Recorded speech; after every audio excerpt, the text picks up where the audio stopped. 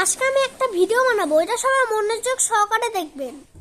বনে কথা বলতে পারে না, কথা বলার পরে বন বসে আছে, বন বসে টিস্যু ছিঁড়াছিঁড়ি করতেছে।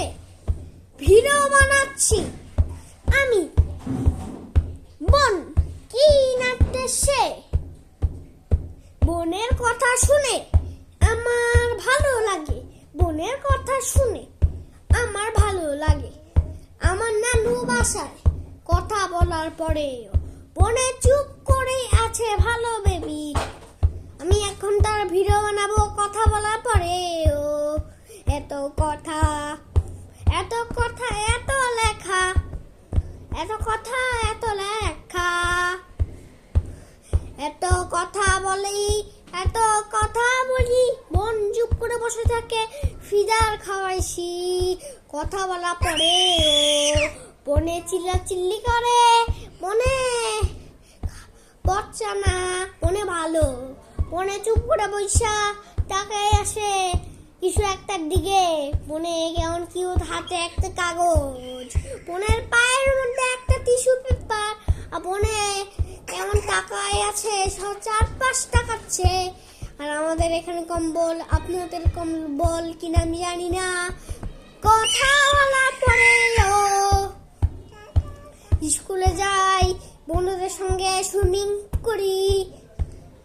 কোনো কামের কথা বলতে পারি না, কথা বলার পরেও এত কথা 40 থেকে 50 মিনিট কথা বলে বন, কথা বলে বন, কথা বলে না না।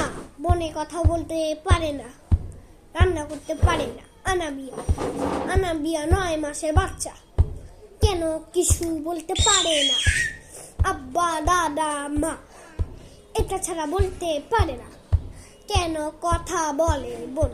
বনের চিল্লানির আওয়াজ, বনের চিল্লানির আওয়াজে, বনের চিল্লানির আওয়াজে পুরা রুম কেটে উঠে। আমার টিকার বেলায় আমি পুরো হাসপাতাল আঙ্গায় ফেলতাম। এটি একটি লাইফ। কথা বলার পরেও আমি এত গান গাই শিল্পী হয়ে গেছি আমি। মনে কোনো কামের না, কথা বললে না। মনে কেন বলতে পারে না কিছু, মনে কেন বলতে পারে না কিছু, মনে কেন কিছু বলতে পারে না। বনে রান্না করতে পারে না গো, বনে কথা বলতে পারে না গো।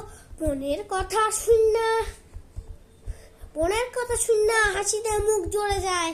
মনে এমন ভাবে কথা বলে, বনের মুখ দেখা মনে হয় ফর্সা মানুষ। মানুষ দেখলে পাগলা ঘোড়া হয়ে যাইব। কথা বলার পরে কোলে লুতে চাইবো আমার বোনকে। আনাবিয়া কিউট বাচ্চা, একবার দেখে আরে